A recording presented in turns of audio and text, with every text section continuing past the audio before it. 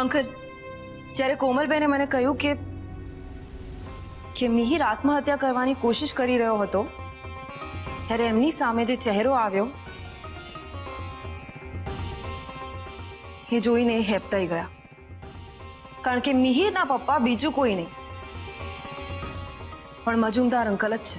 અને મજુમદાર અંકલે જ કોમલબેનને પ્રેશરાઇઝ કરીને મેરેજ કરવા માટે કન્વિન્સ કર્યા.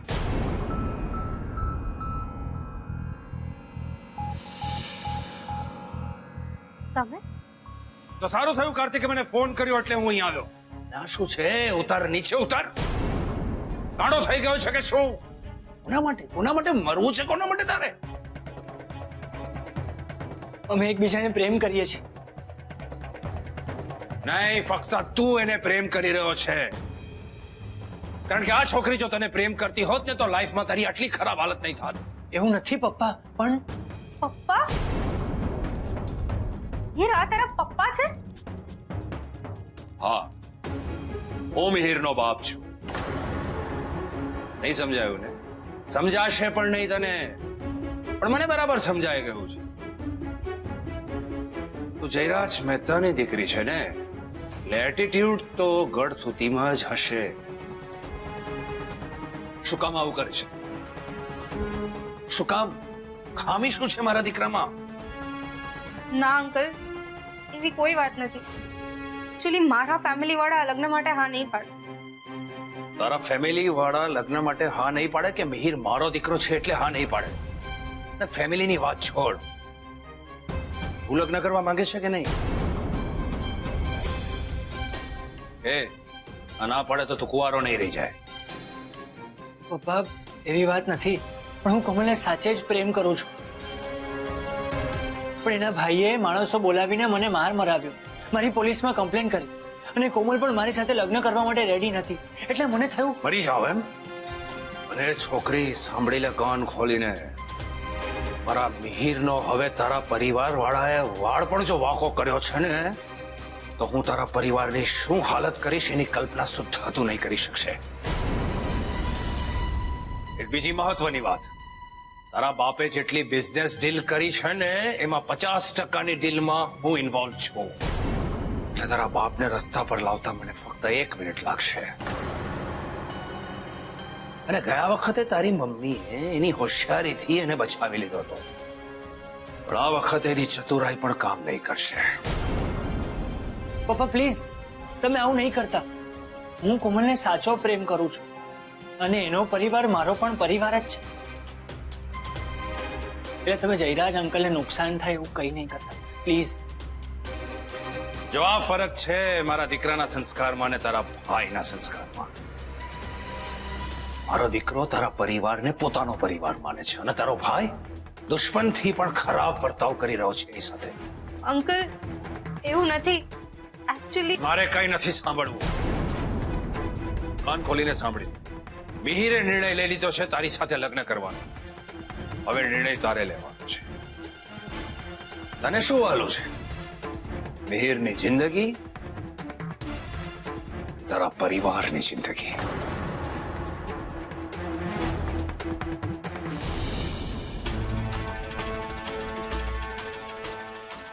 તે સાંભળી લીધું ને ભાઈ કે કોમલનું આ લગ્ન વિશે શું કહેવું છે? ખોટું છે. આ બધું ખોટું છે સાહેબ. આ લોકોએ કોમલને ધમકાવીને અમને ફસાવવા માટે આ બધું શૂટ કર્યું છે. અમે અમારી દીકરીને શું કામ ડરાવીએ, ધમકાવીએ?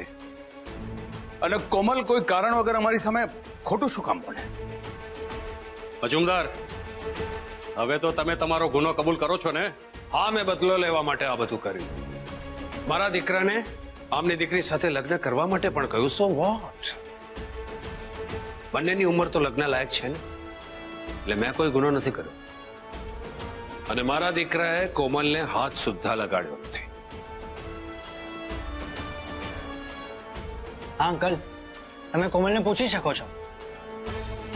માન્યું કે કોમલ સાથે તમે કંઈ ખોટું કર્યું નથી, પણ તમારો ગુનો એ છે કે તમે તમારા દીકરાની સાચી ઓળખ છુપાવી ખોટી ઓળખ ઊભી કરી. એટલે તમારી સામે છેતરપિંડીનો કેસ તો બને જ છે.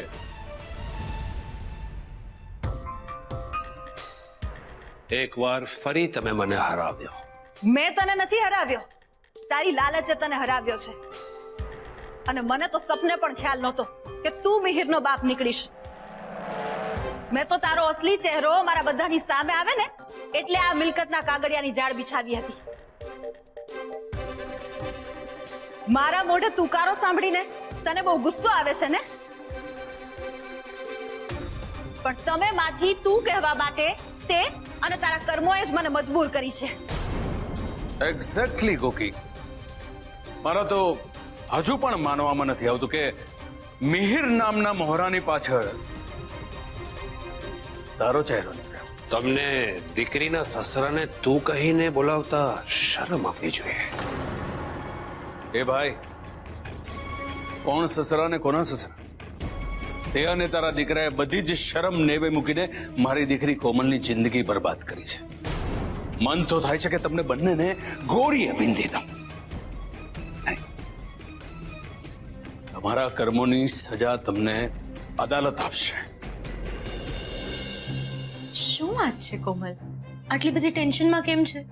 ભાભી, મને લાગે છે કે હવે મારે ઘરે જવું જોઈએ. પણ અચાનક શું થયું? થયું કાંઈ નથી, પણ મને નથી લાગતું કે હવે મિહિર કે એના પપ્પાનો ફોન આવે કે એ લોકો પોતે આવે. તો આજનો દિવસ તો રાહ જોઈ લે. ભાભી, હવે રાહ જોવાનો કોઈ જ મતલબ નથી, કારણ કે જો એ લોકોને આવવાનું જ હોત તો અત્યાર સુધીમાં આવી ગયા હોત. ભાભી, મને લાગે છે કે હવે મારે મિહિરને જલ્દીથી જલ્દી ફાઇન્ડ આઉટ કરવો જ પડશે અને એની સાથે વાત કરવી પડશે. હું નીકળું છું. કોકિલાબેને મને કોમલને આજની રાત સુધી રોકી રાખવાનું કહ્યું હતું, પણ કોમલ તો અત્યારે જ ઘરે જવા માંગે છે અને અત્યારે તો એ બધા લોકો ત્યાં હાજર હશે. ભાભી, ક્યાં ખોવાઈ ગયા? નહીં, કઈ નહીં. ભાભી, કોઈક વાત તો છે જ.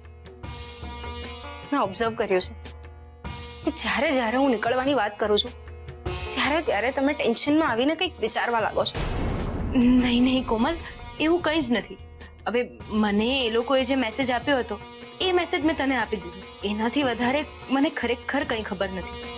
અને રહી વાત ઘરે પાછા જવાની, તો સોનુએ તને શું કહ્યું હતું એ તને યાદ છે ને?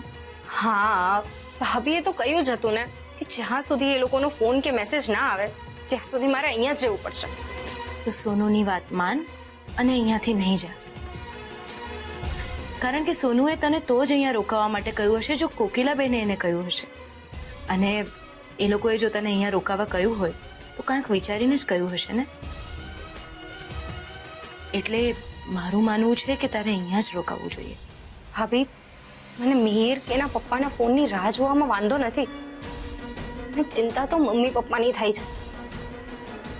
મને ડર લાગે છે કે મને અહીંયા રાહ જોતી બેસાડીને એ લોકો મારા ઘરવાળાઓને નુકસાન ના પહોંચાડે. એટલે હવે હું અહીંયા નહીં રોકાઉં, હું જાઉં છું. Jayraj is right Aarav. અહીં કોઈ પણ બાબતની ચર્ચા કરવાનો કોઈ મતલબ જ નથી. તારી મમ્મીની વિનંતીને માન આપીને અહીં મારે જે જોવાનું હતું એ જોઈ લીધું, જે સાંભળવાનું હતું એ સાંભળી પણ લીધું. હવે તારે પોલીસ સ્ટેશન જઈને ઓફિશિયલ કમ્પ્લેન્ટ કરવી પડશે, એફઆઈઆર નોંધાવવી પડશે. પોલીસ ડિપાર્ટમેન્ટ પોતાની રીતે તપાસ કરશે અને એક્શન લેશે. અરે સર, શેની તપાસ, શેની એફઆઈઆર? મેં કોઈ ગુનો કર્યો જ નથી. કારણ કે એમની દીકરીએ મારા દીકરા સાથે રાજી ખુશીથી લગ્ન કર્યા છે. એકની એક વાત વારંવાર કર્યા કરવાથી સત્ય બદલાય તો નથી જવાનો મજમદાર. તારો દીકરો મિહિર ઉર્ફે આ સુકેશે મારી દીકરી કોમલને છેતરી છે, એની જિંદગી બરબાદ કરી છે. તો પછી બોલાવો ને કોમલને અને પૂછો બધાની સામે.